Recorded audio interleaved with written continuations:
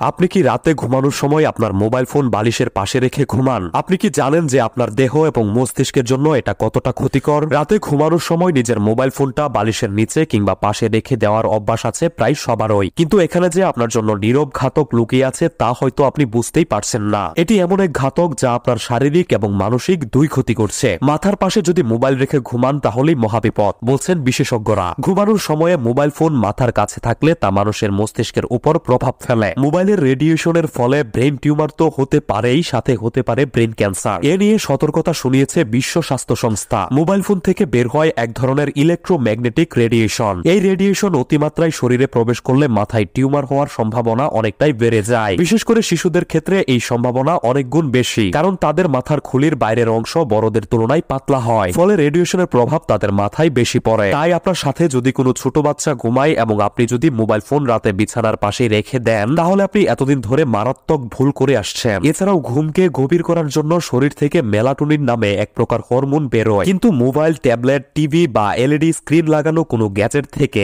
যে রেডিয়েশন বের হয় তা ওই মেলাটোনিন হরমোন নিঃসরণে বাধা দেয়, ফলে ঘুমের 12টা বাজিয়ে দেয়। রাতে কোনোভাবেই আপনার ভালো ঘুম হয় না, আর রাতে ঘুম ভালো না হলে স্বাভাবিকভাবেই সারাটা দিন খারাপ যাবে। একই সাথে ভালো ঘুম না হওয়ার ফলে আপনার মানসিক স্বাস্থ্য দিন দিন খারাপ হতে থাকবে। এছাড়াও মোবাইল ফোন থেকে বের হওয়া রেডিয়েশন আপনার মস্তিষ্কের ব্যাপক ক্ষতি করতে পারে এবং আপনি প্রচন্ড মাথা ব্যথা, মাংসপেশিতে ব্যথা কিংবা অন্য কোনো শারীরিক সমস্যা অনুভব করতে পারেন। মোবাইল থেকে বের হওয়া 900 মেগাহার্টজের পরিমাণ রেডিয়েশন শরীরের কার্যকারিতা নষ্ট করার সংকেত প্রদান করে। International agency for research on cancer ইতিমধ্যেই মোবাইল ফোনকে ক্যান্সারের সম্ভাব্য কারণ হিসেবে উল্লেখ করেছে। 20 বছরের কম বয়সীদের মধ্যে যারা অতিমাত্রায় মোবাইল ফোন ব্যবহার করে তাদের ব্রেন ক্যান্সারের সম্ভাবনা প্রায় 5% বেড়ে যায়। সুইডেনের ওরেব্রো বিশ্ববিদ্যালয়ের বিজ্ঞানীরা মারাত্মক বিপদের সতর্কবার্তা দিয়েছেন। তাদের দাবি, থার্ড জেনারেশন অর্থাৎ 3G ফোনে আরো উচ্চমাত্রার ফ্রিকোয়েন্সি ব্যান্ড ব্যবহার করা হয়, যা শরীরের পক্ষে 2G ফোনের চেয়ে অনেক বেশি ক্ষতিকর। সকালে ঘুম থেকে উঠা থেকে শুরু করে রাতের বেলা ঘুমাতে যাওয়ার আগে পর্যন্ত